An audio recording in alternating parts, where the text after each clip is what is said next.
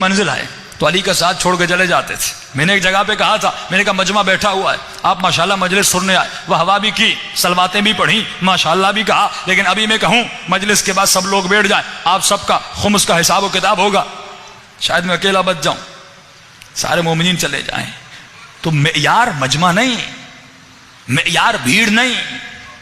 بھیڑیں امام کی مجلسوں میں بہت تھی، بھیڑ جب مولا مسجد کوفہ میں خطبہ دیتے بہت تھی، لیکن مولا کہتے تھے جنگ پہ چلنا یا علی سردی ہے، جنگ پہ چلنا یا علی گرمی ہے۔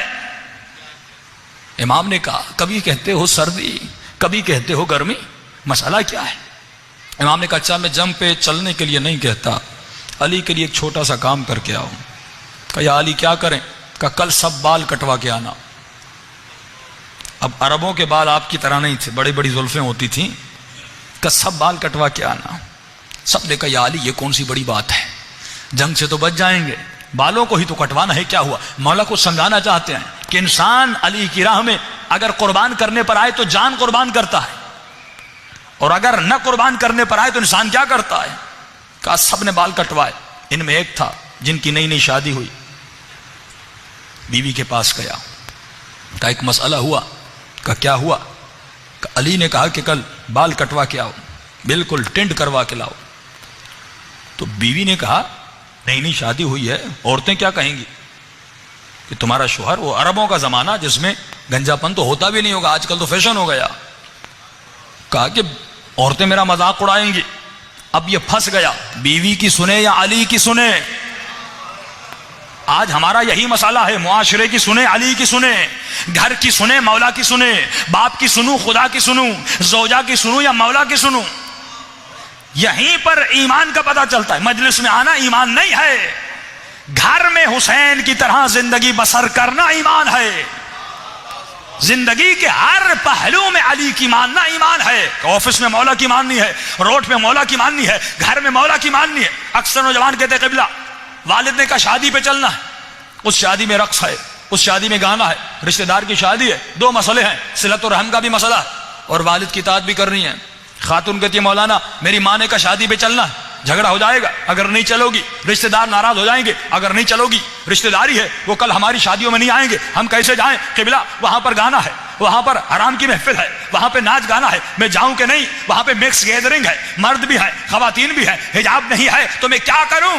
تو اب یہاں پر سوال پیدا ہوتا ہے کیا میں والدین کی بہترامی کروں؟ بھائی بہترامی نہیں کرنی، لیکن اللہ فرماتے ہیں جہاں پر میرا حکم اور والد کا حکم ٹکرا جائے تو تمہیں اپنے رب کی سننی ہے، والد کی نہیں سننی۔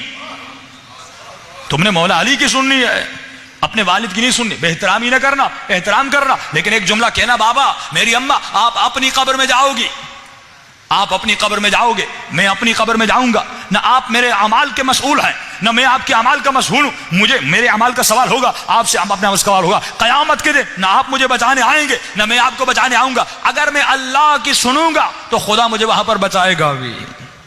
تو یہ دو چیزیں جب ٹکرا جاتی ہیں انسان پریشان ہو جاتا ہے، کروں تو کیا کروں؟ اس نے بیوی نے کہا بھائی اگر بال کٹوائے تو پھر کل سے گھر نہیں آنا۔ اب پریشان ہو گیا کیا کرے؟ اب بیوی کو کہا سمجھنے کی بات ہے، ہم سب نے علی سے وعدہ کیا ہے کہ بال کٹوا کے آئیں گے، ورنہ علی تو جنگ پہ لے جائیں گے، جو کاٹ کے نہیں آیا وہ جنگ پہ جائے گا۔ بیوی نے کہا ایک بیچ کا راستہ بتاتی ہوں۔ کہا کون سا راستہ؟ کہا دیکھو بالوں کو چھوٹا کرو، مکمل مت کاٹو، چھوٹا کر کے ایک سفید کپڑا اپنے سر پہ باندھ دو۔ علی کو کیا پتا؟ اب جس کی یہ وہ ہیں جو علی ولی اللہ کہہ رہے تھے، معرفت نہیں تھی،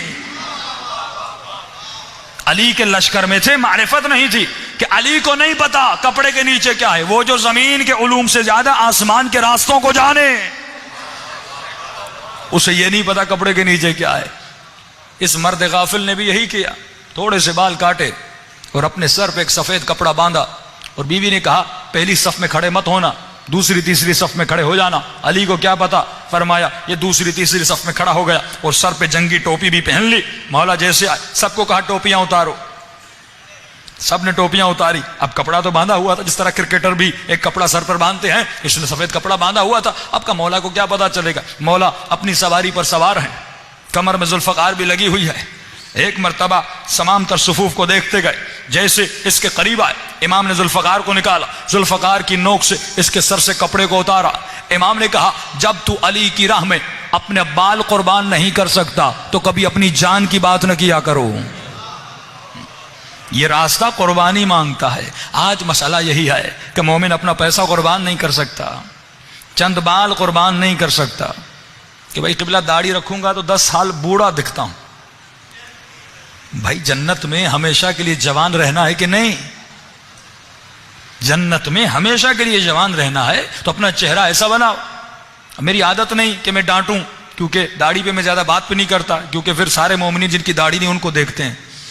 یہ ایک عجیب یہاں پر برائی ہے، وہ بندہ بیچارہ ظاہر ہو جاتا تو گھبرا جاتا ہے کہ مولانا میرے لیے مجلس پڑھ رہے ہیں۔ ایسی کوئی بات نہیں، کیونکہ کچھ کے اعمال باطن کے ہیں، کچھ کے اعمال ظاہر کے ہیں۔ ہو سکتا ہے کوئی داڑھی نہیں رکھ رہا لیکن دوسرے اعمال میں بہت اچھا ہے۔ یہ تمام تر اعمال کا مجموعہ ایمان بنتا ہے۔ یعنی یہ اگر 10 مارکس اس کو لینے ہیں، اس نے 9 تو لے لیے، 1 مارک نہیں لیا، اور مولا فرماتے ہمارا چاہنے والا وہ ہے جو کوشش کرے 10 کے 10 مارکس لے۔ ایمان کے اگر 10 مراتب ہیں، ابو ذر اگر ایمان کے 7ویں یا 8ویں درجے پر تھے، جناب سلمان 10ویں درجے پر تھے، پر میں اس کا مطلب نہیں کہ ابو ذر برے تھے، لیکن ابو ذر کو بھی کوشش کرنی چاہیے تھی کہ 10ویں درجے پر آئے۔ تو مومن کو ہر روز کوشش کرنی چاہیے کہ امام نے فرمایا جس کا آج اس کے کل سے بدتر ہے اور بہتر نہیں ہے وہ ملعون ہے، ملعون ہے۔ یعنی روزانہ کوشش کرو تمہارا ایمان بڑھے، روزانہ کوشش کرو برائیاں نکلیں، روزانہ کوشش کرو کہ تمہارے وجود میں اچھائیاں بڑھ جائیں۔ اب یہ پورا وجود نورانی بن جائے گا۔ جب پورا وجود نورانی بن جائے گا تو امام زمانہ کی معرفت آ جائے گی، اور جب معرفت آ جائے گی تو یقیناً امام زمانہ